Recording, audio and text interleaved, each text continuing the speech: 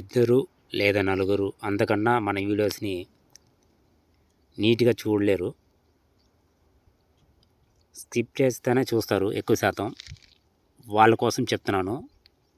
ఇక్కడ మనం ప్రయాణం చేసేటప్పుడు బండి మీద ప్రయాణం చేస్తాం. నెక్స్ట్ వచ్చేసి అక్కడ మనకి ప్రయాణం చేయడానికి ఎలాంటి వసతులు అంటే బస్సు కానీ ఆటోలు కానీ ఈ ప్రాంతానికి చేరుకోలేము. అడ్రస్ ఈ వీడియోలో వస్తుంది, వినండి. మంచినీళ్ళు ఉండవు, ఫుడ్ ఉండదు. నిద్రపోవడానికి అంటే మన వసతికి అక్కడ ఎలాంటి వసతి అనేది ఉండదు. పక్కన ఉన్నటువంటి కారంపూడి అనే ఒక పెద్ద ఊరికి మాత్రమే మనం వెళ్ళి అక్కడే ఒక చిన్న లాడ్జి తీసుకొని అక్కడ నివాసం ఉండొచ్చు. నీళ్ళు దొరకవు, ఫుడ్ దొరకదు, బండి వసతి కూడా అటు సైడు ఎలాంటి సదుపాయాలు మనకి ఉండవు. నిద్రపోవడానికి అక్కడ ఉండి వెతుక్కునే ఆలోచన ఉండే వాళ్ళకి, అంటే ఇలాంటి ప్రాంతానికి వచ్చినప్పుడు మనం ఎక్కడ స్టే చేయాలి, మీరు ఎలా వెళ్తున్నారు అని అడిగే వాళ్ళకి తెలియజేస్తున్నాను. మీ వీడియో స్కిప్ చేస్తూ అక్కడక్కడ చూసే వాళ్ళకి కూడా లాస్ట్లో ఇవే మాటలు మళ్ళీ వినపడుతూ ఉంటాయి. ఎందుకంటే బహుశా వాళ్ళకి వీడియో నచ్చకపోవచ్చు కాబట్టి. నచ్చేలాగా మనం ఎలా తీయాలో మనకు తెలియదు. ఓకే,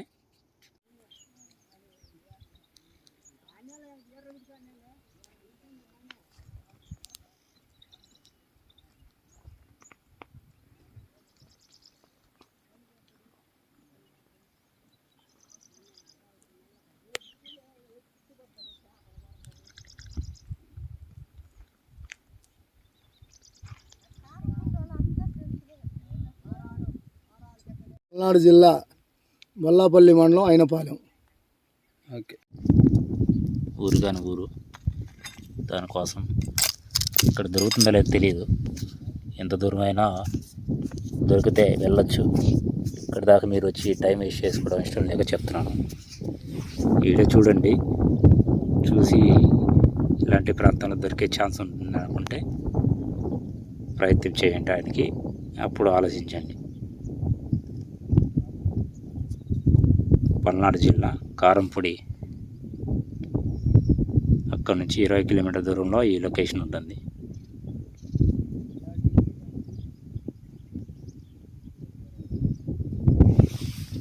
వాటర్ వేస్తే క్లీన్గా ఉంటుంది స్టోన్.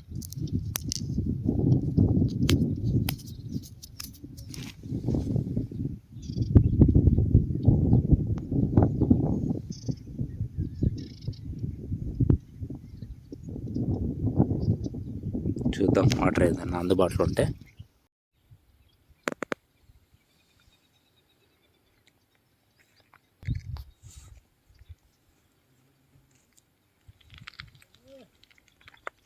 పక్కన అన్నకు దొరికింది స్టోన్.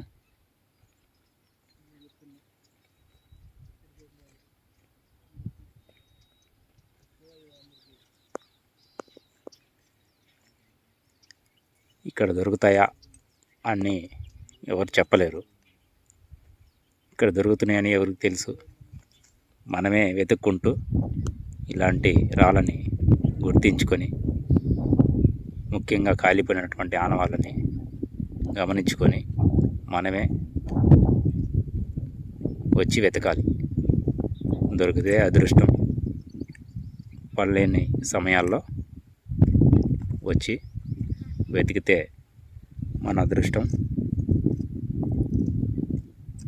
లేకుంటే ఆ రోజు కష్టపడే డబ్బులు అన్నీ వృధా అన్నమాట.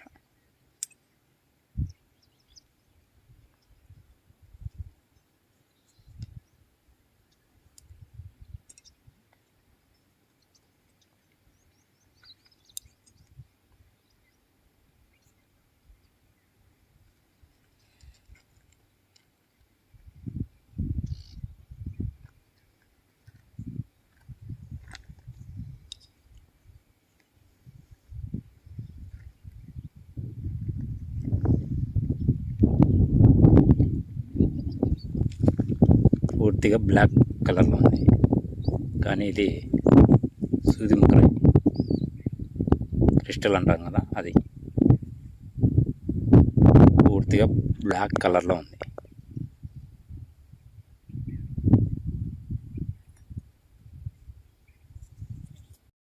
ఇక్కడైతే ఒక స్టోన్ ఉంది. పైన మాత్రం చాలా స్మూత్గా సూపర్గా కనబడుతుంది. అలా ఆశపడి మనం తీసుకొని చూడంగానే అదొక పలుకురాయిగా మారిపోయింది. బహుశా ఇలా ముడి వజ్రాలు ఉండొచ్చా ఈ ప్రాంతంలో? దాదాపుగా ఎక్కువ శాతం పలుకురాళ్ళు ఆనవాళ్ళు ఎక్కువగా కనబడుతున్నాయి. మరొక పక్క మాత్రం కాలిపోయినటువంటి స్టోన్స్, క్రిస్టల్స్ రాళ్ళు అనేవి ఎక్కువగా కనబడుతూ ఉన్నాయి.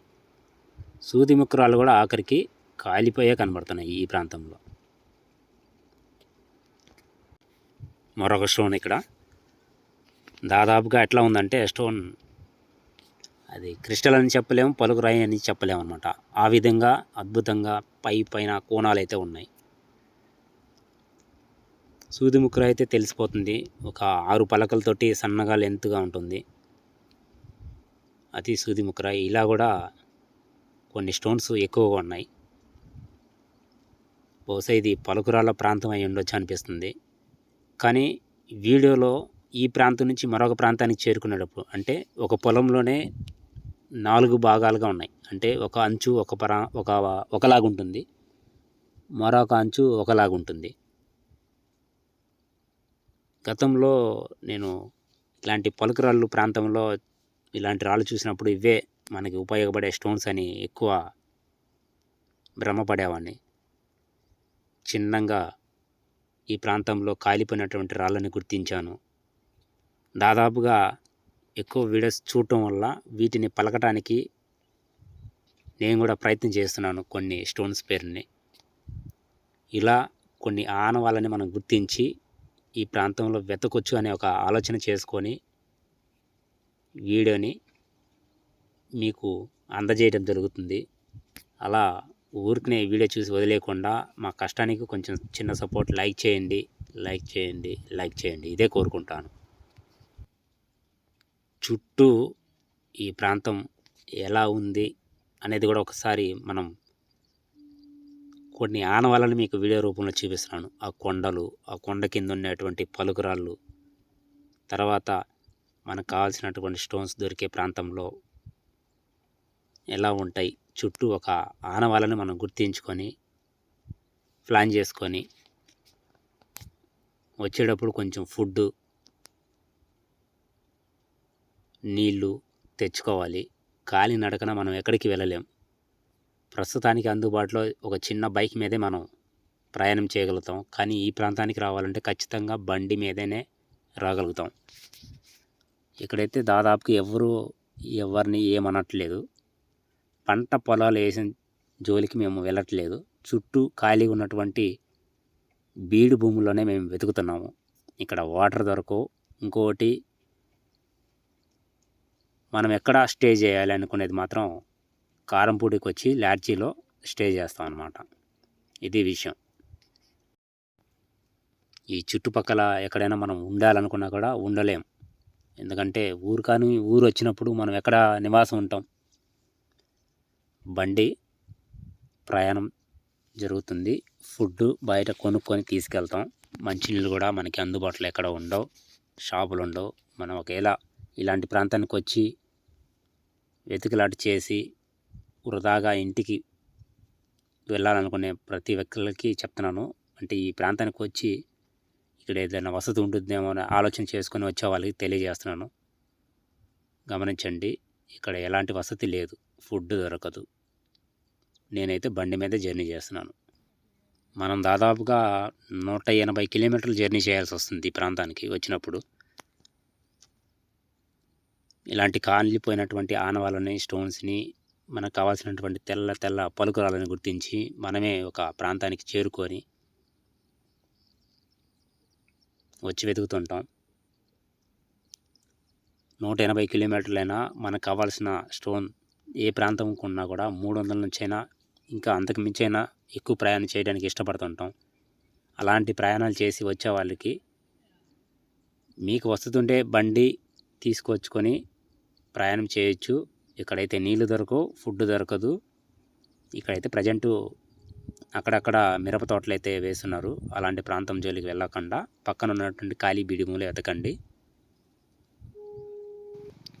మళ్ళీ చెప్తున్నాను, ఇక్కడైతే ఈ ప్రాంతంలో వాటర్ ఉండదు, ఫుడ్ ఉండదు, మనం నివసించడానికి కూడా వసతి ఉండదు. కారంపూడి పెద్ద ఊరు కాబట్టి అక్కడికి వెళ్ళి మనం లాడ్జీ లాంటి ప్రాంతాల్లో నివాసం ఉండాలి.